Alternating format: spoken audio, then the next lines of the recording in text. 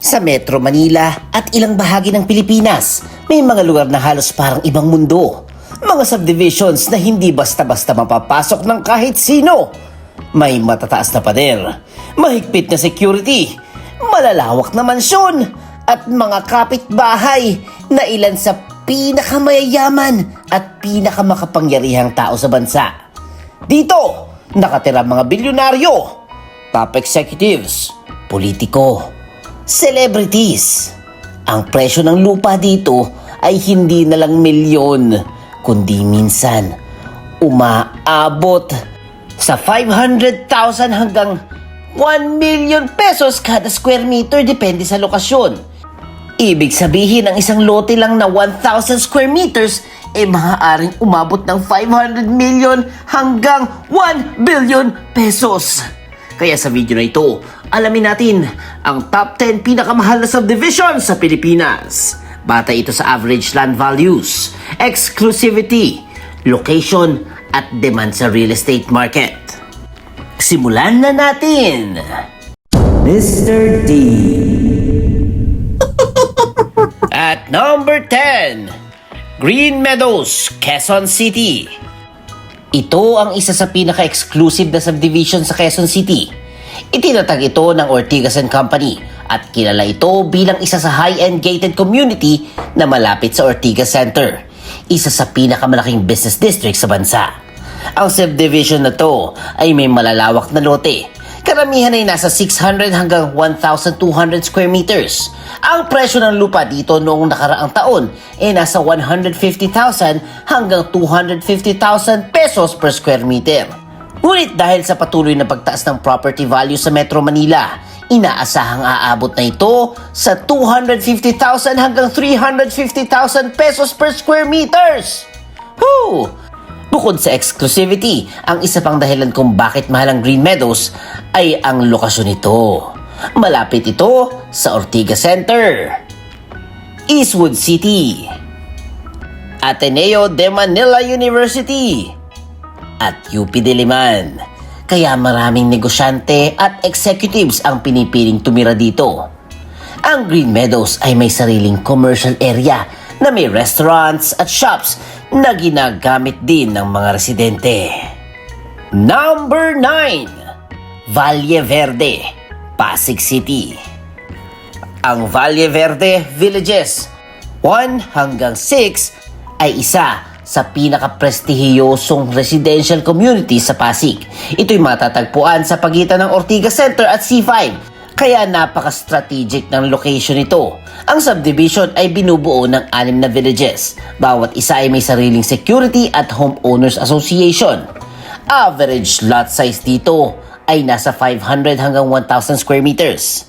Sa 2026 projections, ang lupa ng Valle Verde ay inaasahang nasa 300,000 hanggang 400,000 per square meter. Ibig sabihin, ang isang 800 square meter na lote ay maaaring umabot ng 240 million hanggang 320 million pesos. Maraming kilalang pamilya ng negosyante at top executives ang naninirahan dito. Isa sa dahilan kung bakit mahal ang Valle Verde ay ang mature community. Marami sa mga bahay dito ay malalaki at eleganteng mansyon na tinayo pa noong 1980s at 1990s. At dahil dito, limitado lang ang available lots, lalo itong tumataas ang presyo. Number 8, Ayala Alavang Village, Muntinlupa. Kung pag-uusapan ang mga luxury subdivisions sa Southern Metro Manila, halos lahat ay may iisang sagot.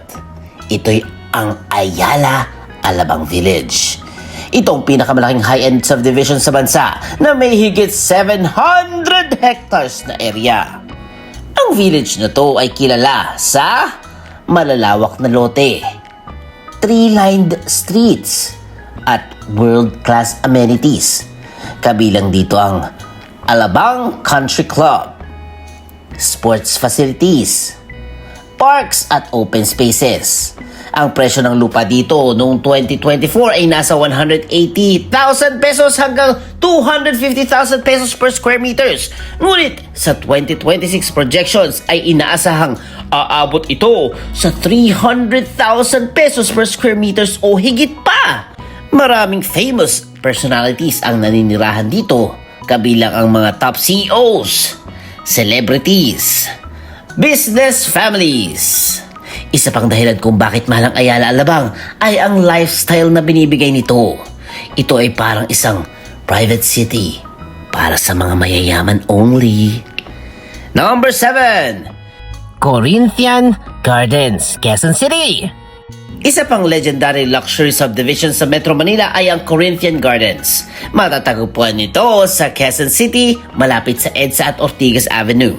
Ito ay kilala sa malalaking mansyon, tahimik na kapaligiran, at napakahigpit na security.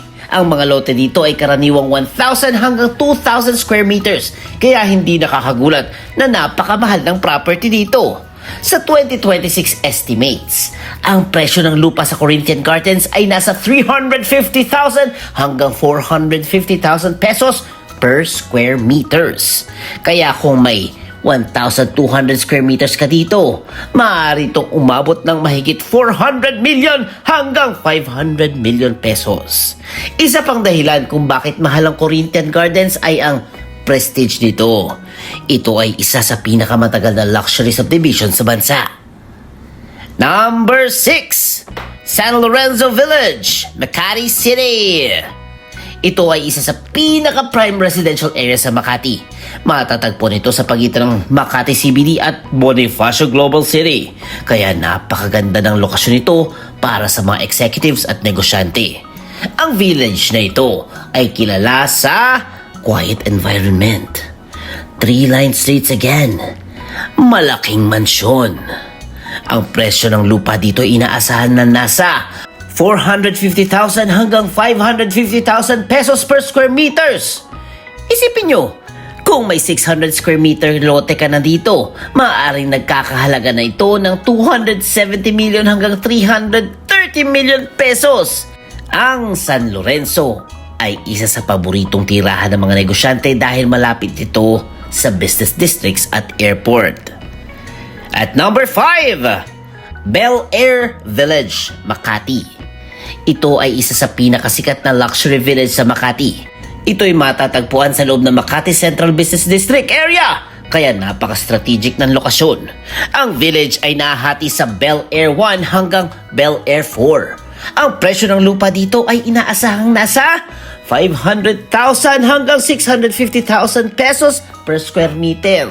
Ang ibig sabihin naman nito, ang 500 square meter lot mo ay maaaring nagkakahalaga ng 250 million hanggang 300 million pesos na. Ang Bel Air Village ay kilala rin sa pagiging home ng maraming celebrities at business leaders.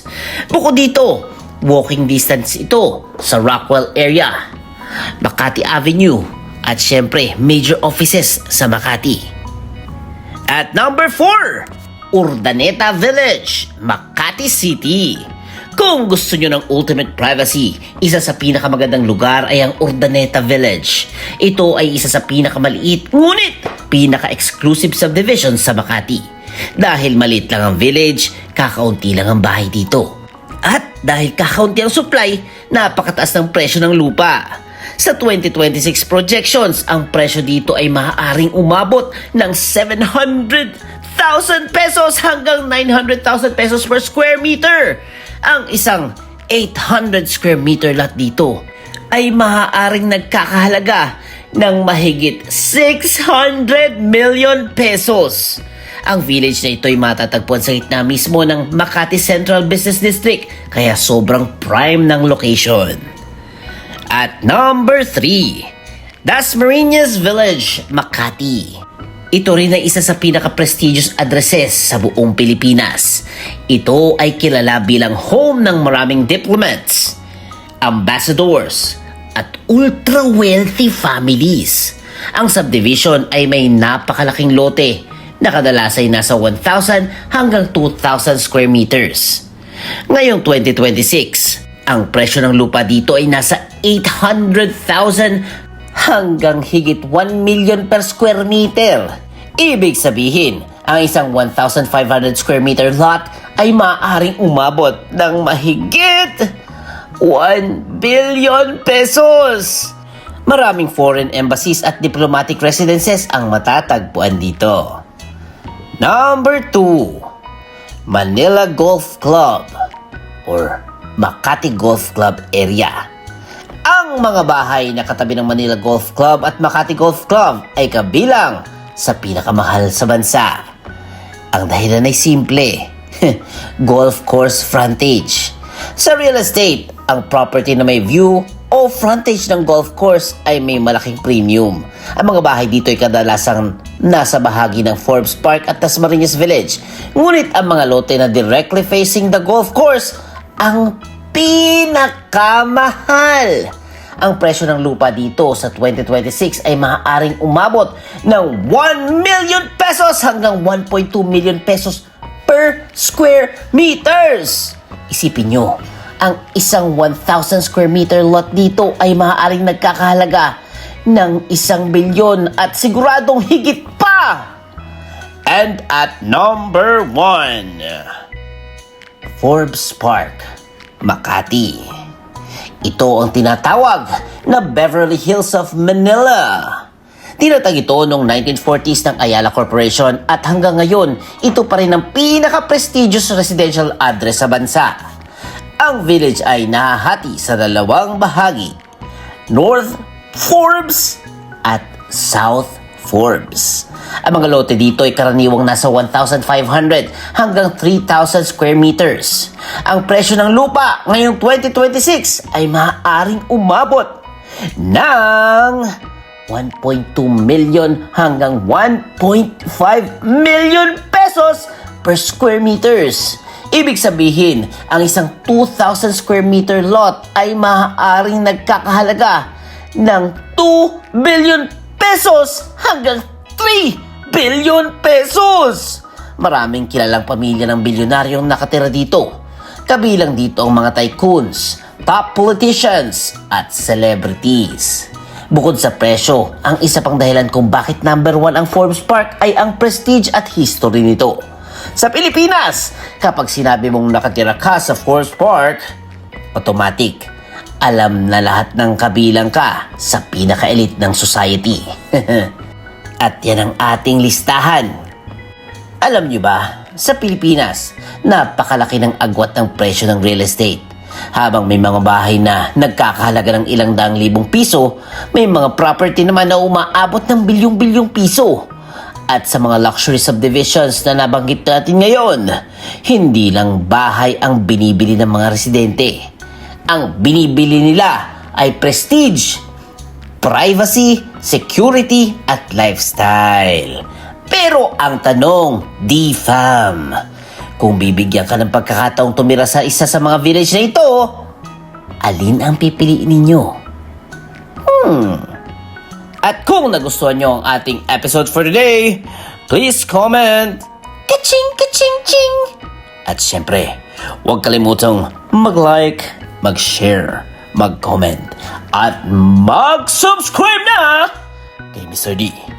Kasi masayang matuto.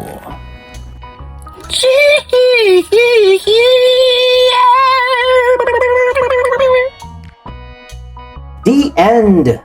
Huwag kalimutang i-click ang subscribe button at bell icon ni Mr. D para masaya every day. See you, D-Fam!